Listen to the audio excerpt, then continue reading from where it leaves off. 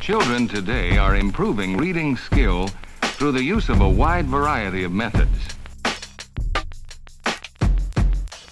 Usually there are 3 or 4 children who have thought enough about the ideas they have expressed to tell a story of interest to the total class.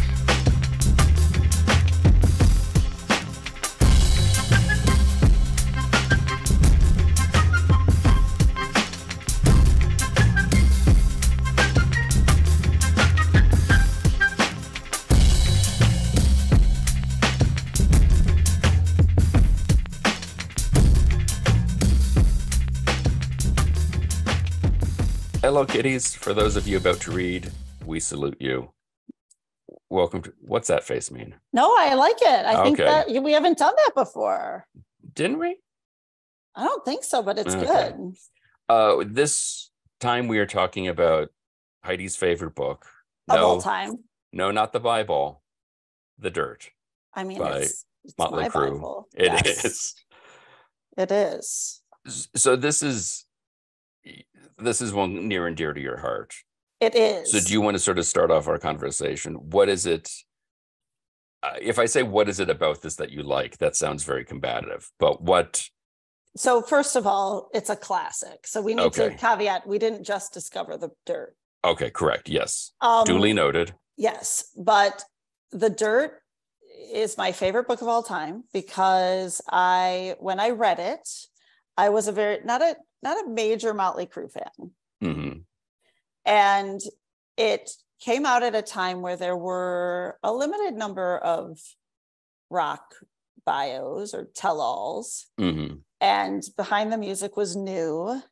And it takes the reader on a journey that is so crazy and so multi-layered and so unheard of. And it's told much like the Bible from all 4 of their perspectives. And that's one of the things that's cool about it, because similar to the New Testament, for example, the Gospels, right? Mm-hmm. Some of the perspectives are a little different of how things happened. But I'm not going to comment on, Neil Strauss worked with them on it, but each chapter, it's in the voice of the band member. Yes. And you can tell who's who.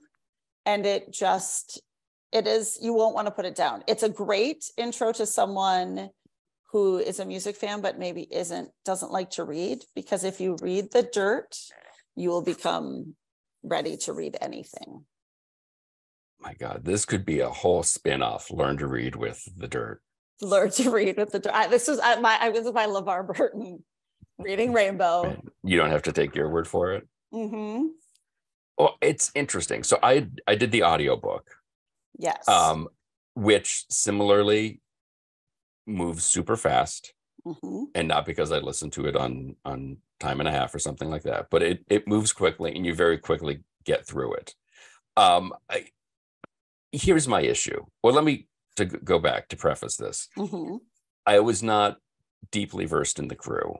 Mm-hmm. I was behind the music level versed in the Crue, which is, I think, not that shallow end, but like that spot in the pool right before it gets super deep. Right. Some places it's just exactly. Mm-hmm. Mid ramp is where I was in my relationship with Crue.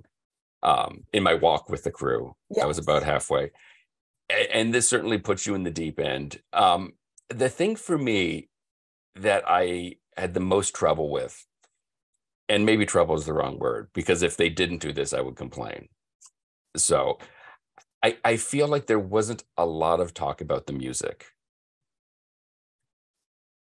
Okay. And so I want to know a little bit more of writing Shout at the Devil and Girls, Girls, Girls.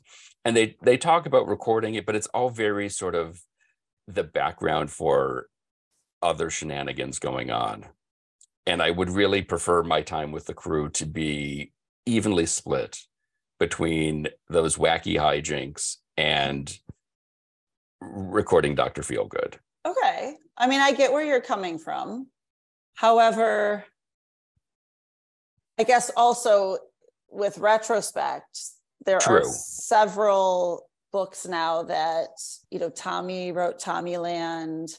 Nikki wrote Heroin Diaries and also the first 21. There's Right. several sort of follow-ups, Yes. for lack of a better term, which go a little bit deeper from their perspective on those things. But I also think at the time, I think the crap and hijinks, that the level of hijinks.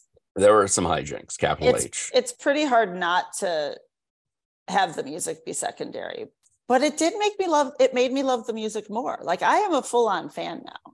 I was rocking out this summer with them. Well, I feel like you definitely get to appreciate them as people. Vince, I'm still on the fence about, but Nikki Sixx in particular, his sort of... I love him so much.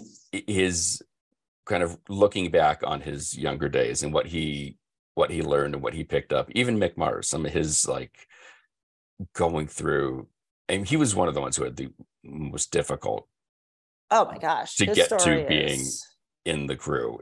It's a lot to get there. Yeah. And I think you grow an appreciation for the two of them in particular, because I think Nikki writes most of the stuff, right? Nikki, yeah. I mean, and Nikki's brilliant. He's a brilliant human being. Actually. Like, it more and more, it kind of comes off in this book. You can kind of tell that he's the deep thinker of the bunch. Yes. Tommy Lee, I learned nothing new about him, but was never like, oh, that's not the Tommy Lee I know. Do you want to talk about the Tommy Lee you know? I love Tommy Lee. I talk about Tommy Lee all day, all night. Right. But I love him in this book too, because his chapters are so Tommy. Like, this is true. They are very much fun and just let's have a good time and let's have sex and let's just it's only towards the end do I feel like he gets off the steps in the pool. Yeah. Until he's kind of had some jail time. I like his early story though. I know you're not a big fan of like the origin stories. But here I did not mind it. I really like his. I find his really interesting and good. And like, he freely admits he is not the smartest tool in the shed by any means, but True. He discovered he had this. I mean, he's got a couple talents, but that drumming was his secondarily thing. Yeah. Right.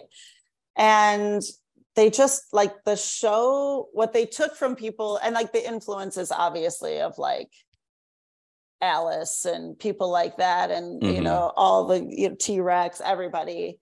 And with the level they took it to, it was fun to watch that too. So even though there's not a lot about like the writing of the songs, there is a lot about the creating of the experience and like the live show and because they're such a live band. Right. I just even feel like I believe the origin story for Kickstart My Heart is not very clearly laid out in the book.